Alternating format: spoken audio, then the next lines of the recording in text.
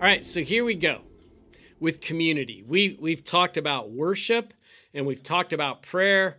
We're going to talk about community in this one, and then eventually we'll get to mission. But those are the four things that are driving our faith. Those are the things that help us connect with God, connect with others, and connect with kind of our mission, what God wants us to do in the world. So let's just start with community and realize we're never meant to live life alone. I mean, when Adam is first created and lonely, God sees that and knows he needs somebody with him. And Adam and Eve are like the first community. The Bible never talks about, solitary saints or spiritual hermits. It sounds great, but it just doesn't work that way. We were created to be with people. I like this idea just because it rhymes, that we're created for community, not just proximity. It's easy to slip in and out of church and be in the same proximity as other believers, but never really connect with them, never really have this deep community, this fellowship with them that we're all going towards God together, okay? And I want you to think about it this way. Here's kind of your little Bible lesson on this point. There are several rings of people in the life of Jesus. There's casual crowds and common acquaintances and then close companions, and you can see even, let's just say this, there's massive crowds of people that followed Jesus, thousands at a time. But there were probably about 120 believer followers, people that were really devoted to Jesus. But then even there's this circle of 12, the disciples, those are his close companions. And even in the 12, there's Peter, James, and John were like the inner circle. And so you have to have that dynamic in your relationships. And that's really important. Think about it this way. This casual crowd, those are people that we recognize and greet in public, and when worship's just better with a crowd, the singing is better, the energy is there, and that's important. But these are, maybe you see people in the community and you don't even know their name, but you recognize them, they're kind of that casual crowd, okay? Then common acquaintances, those are people in my life that I guess I'd say they're friends, and we have something in common. We have a mutual interest in a habit or in a hobby.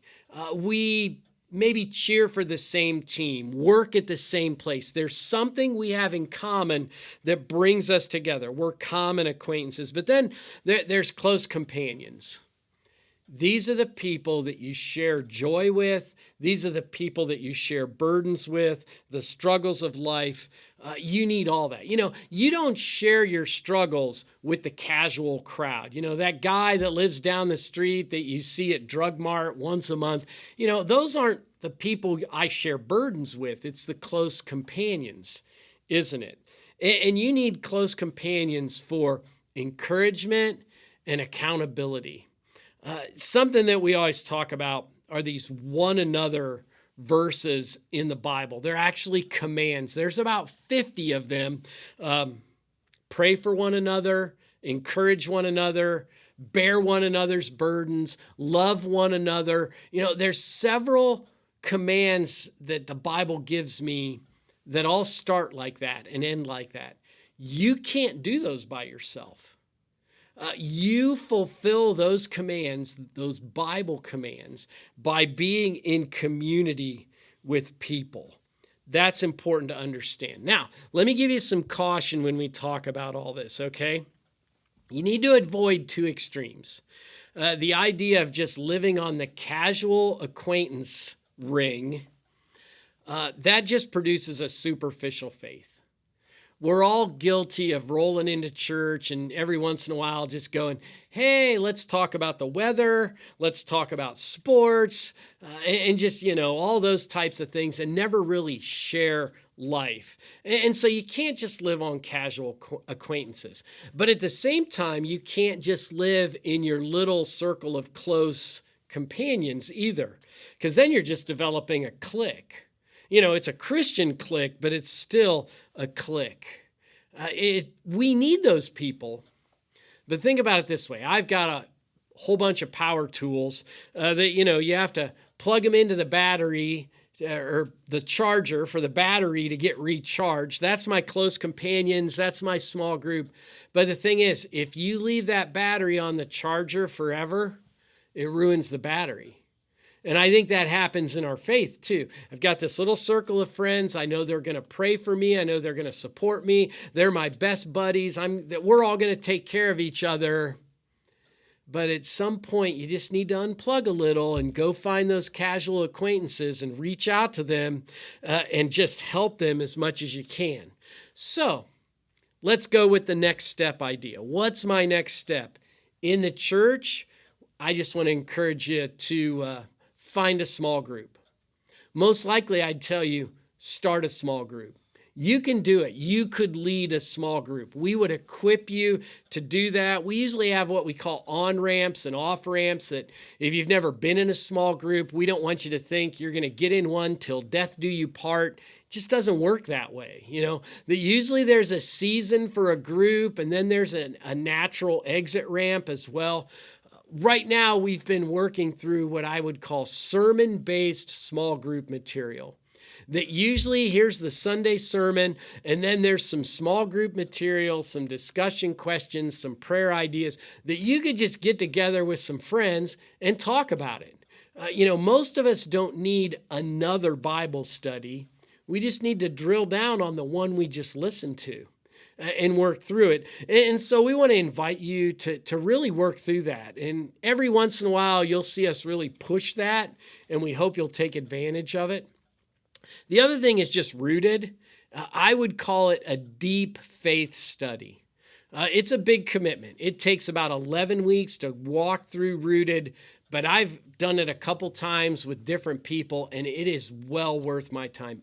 Every time I've walked through it, God's really taught me some things about myself, about my faith, about Him, about others. It's just a great process. And that's some things, you go, okay, I want to develop my community. Here's simple ways to do it in church, okay? But what about outside of church? What's that look like? Let me just give you 2 words: show hospitality. Whether it's the neighbor that lives across the street, for us, it's an elderly lady who lives by herself, and we just try to do anything we can just to be nice to her and kind to her and help her out. Nobody in her family is very close anymore. They're all out of town. And so we just she knows we got her back. And every time she calls, she apologizes. And every time she apologizes, we tell her, look, it's no big deal because our parents are actually out of town. So we can work together. She's got our back. We've got hers. There's all kinds of people like that in all of our lives. We just need to put our antenna up and go, okay, God, how can I love my neighbor as myself? And it might be the neighbor at work. It might be your neighbor at school. It might be your neighbor in your neighborhood, but there's always somebody that God's bringing into my life. We cross paths for a reason, and hopefully I can figure out what God's reason is there. So I would just encourage you to just keep your eyes open and work through that. That's community. And, that's where usually the worship stuff and the prayer stuff starts to leak out of my life into the life of others. It gives me hands and feet to my faith. Community is just as important as worship and prayer. And then the next film, we'll talk about mission.